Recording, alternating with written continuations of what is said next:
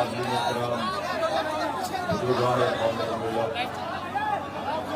गरीब नौजवान साथियों,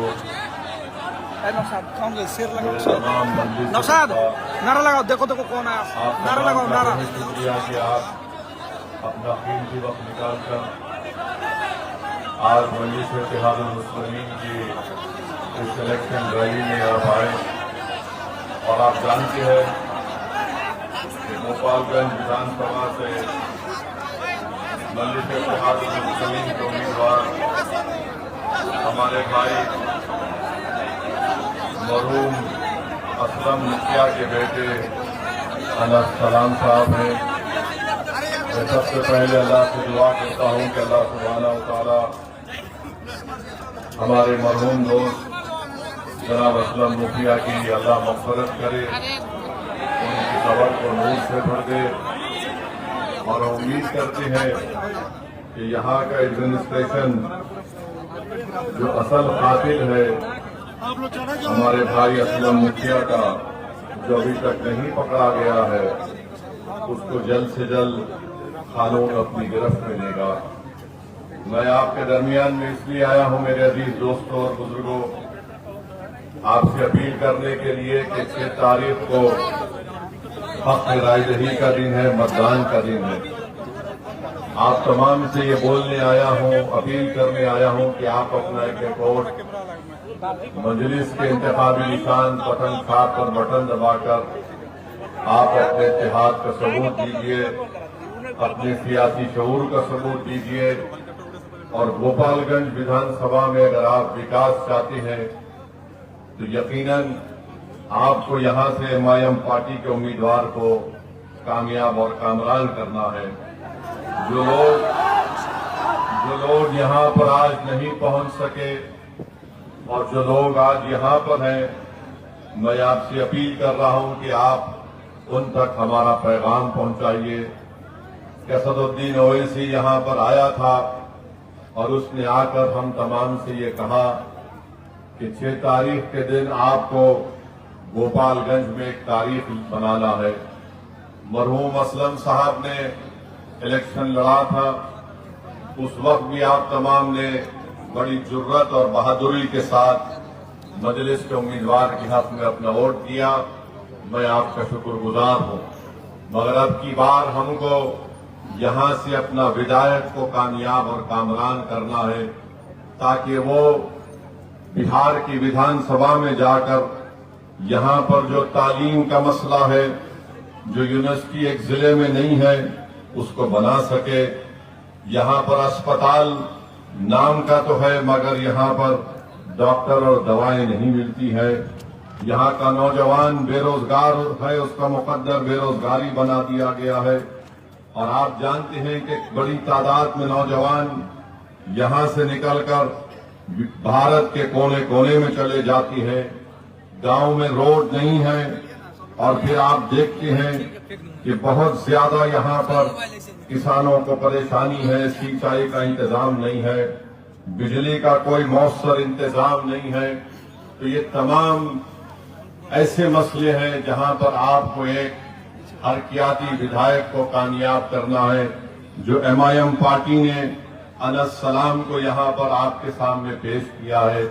मेरे अजीज दोस्तों और बुजुर्गों, आप देखते हैं कि आज हम ये भी देखते हैं कि बिहार में जिसकी आबादी 3% की नहीं है, वो ये कह रहे हैं कि अब की बार उनका उप मुख्यमंत्री राजद से होगा। और जिसकी आबादी 17% है, उनका कोई नामो निशान नहीं है।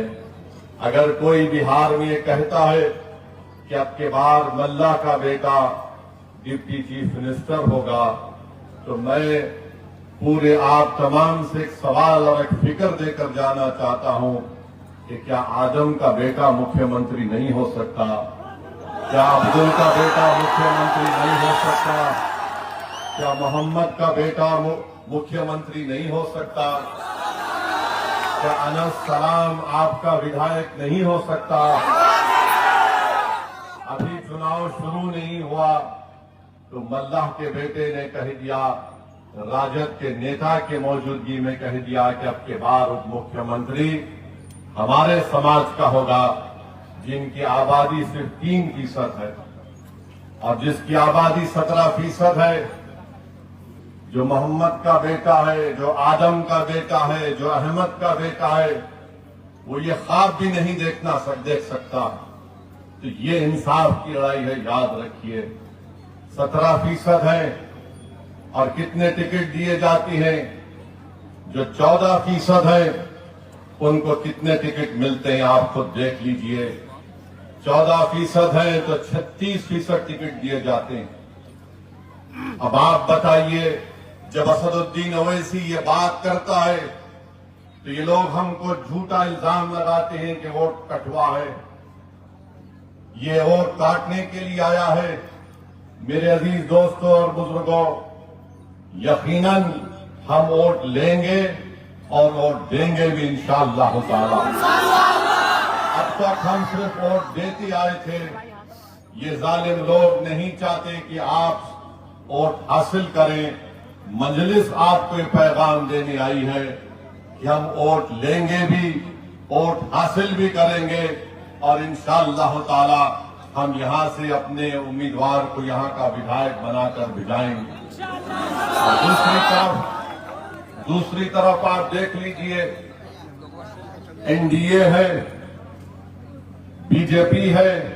बीजेपी तो अल्पसंख्यक समाज, जो भारत की 14% आबादी, उसमें से किसी को टिकट नहीं देते। जेडीयू है तो कितने दिए? 2 टिकट दिए।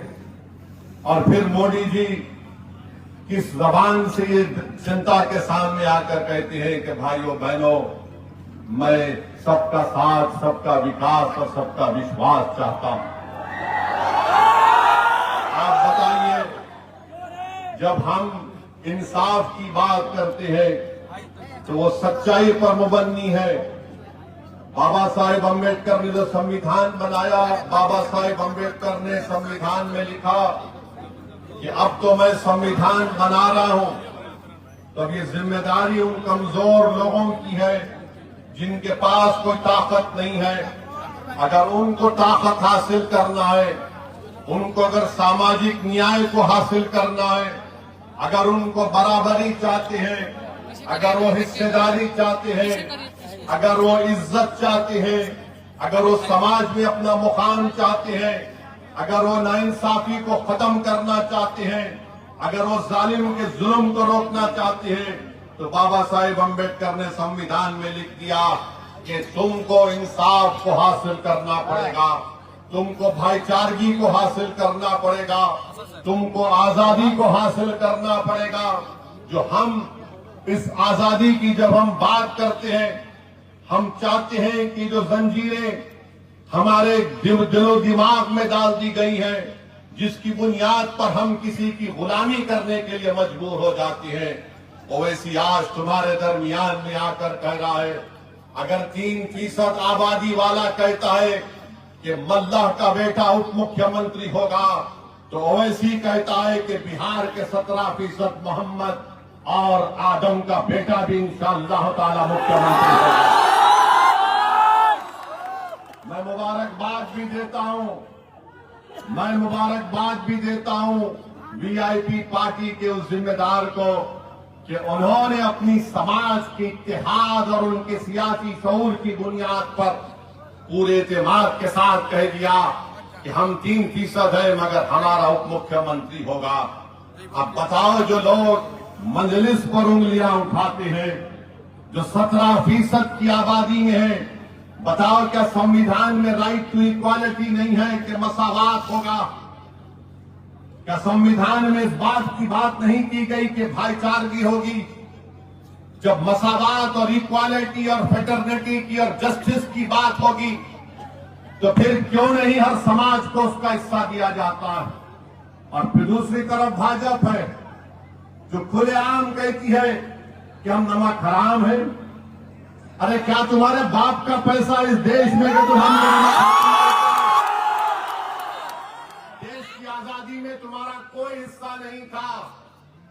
ये बिहार की तारीख बताएगी कि यहां पर हमारे बुजुर्गों ने अंग्रेजों की गुलामी से इस मुल्क को छुटकारा दिलाने के लिए जिना के पैगाम को ठुकराया, उन्होंने अंग्रेजों को यहां से भगाने पर मजबूर किया, और जो जंग आजादी में हिस्सा नहीं लिए वो नमक की बात कर रहे हैं। अरे यही चंपारण बिहार की सरजमीन थी जब महात्मा गांधी के साथ नमक के नाम पर एजिटेशन हो रहा था, तो जो आज हमको नमक हराम कह रहे हैं, अरे तुम नमक हलाली कर रहे थे, नहीं थे अंग्रेजों के।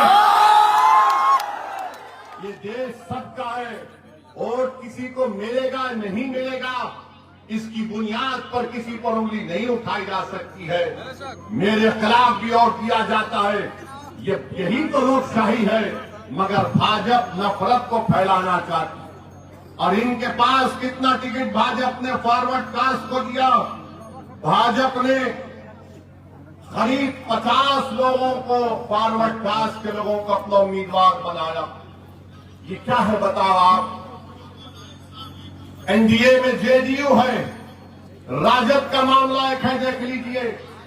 36%, 14%, 36%, जो 14% की आबादी उनको टिकट देते हैं और ओवैसी पर इल्जाम लगाती हैं। और आप बिहार में यहां पर सबसे बड़ी अकलियत का पोजीशन क्या है बताइए आप? आपको जानकर तकलीफ होगी कि बिहार में जो गरीबी रेखा से, जो मृत्यु दर जिसको हम कहते हैं, बल्कि सबसे ज्यादा मरने वाले 1000 लोगों में कोई है तो मुसलमान है बिहार में। ये मेरा डेटा नहीं है मेरे भाई, ये सरकार का डेटा है कि सबसे ज्यादा अगर 1000 लोगों का मृत्यु दर है तो मुसलमानों का है। गरीबी रेखा का जो दर है, जो गांव में मुस्लिम रहता है 50%, वो गरीबी रेखा के दर से नीचे है। जो शहर में रहता है वो करीब 44% है। क्यों तुमने इंसाफ नहीं किया बताओ? कितने अल्पसंख्यक समाज मुसलमानों के पास जमीन है जिस पर वो जिरात कर सकता है, 1 एकड़ या 1 एकड़ के करीब 2 एकड़ के करीब है। ये इंसाफ है तुम्हारा? अच्छा, कितने महिला 90% मुस्लिम महिला अपने बच्चे मजबूर हो जाती हैं, जब वो डिलीवरी देती है तो अपने घर में देती हैं।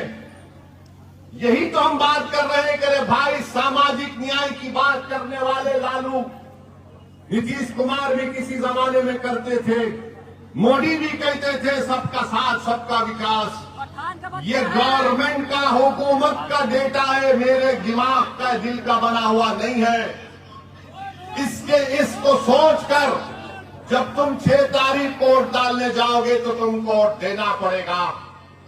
ये बात बिल्कुल सच है मेरे भाई, ये बात बिल्कुल सच है कि बिहार की जनता ने नरेंद्र मोदी को 3 मरतबा प्रधानमंत्री बनाया, मगर नरेंद्र मोदी का दिल अहमदाबाद में अटका हुआ है। ये बात बिल्कुल सही है कि 20 साल से नीतीश कुमार मुख्यमंत्री है, मगर उनका दिल सिर्फ राजगीर में अटका हुआ है। ये बात बिल्कुल सच है कि तुमने 20 साल लालू परिवार को मुख्यमंत्री बनाया, फिर 25 साल में कई मर्तबा उनके बेटे उप मुख्यमंत्री बन गए। तुमने झोली भर भर कर उनको वोट दिया, मगर लालू का दिल सिर्फ अपने बेटे में अटका हुआ है। एक प्रधानमंत्री का दिल अहमदाबाद में अटका हुआ है, एक नीतीश कुमार का 20 साल से मुख्यमंत्री है, राजगीर में अटका हुआ है। एक राजद का लालू परिवार है, सिर्फ एक ही अपने बेटे में अटका हुआ है। बताओ कहां विकास होगा? तो विकल्प क्या है? विकल्प MIM पार्टी है। हमने रावण के साथ, चंद्रशेखर आजाद रावण के साथ और स्वामी प्रसाद मौर्य के साथ मिलकर हमने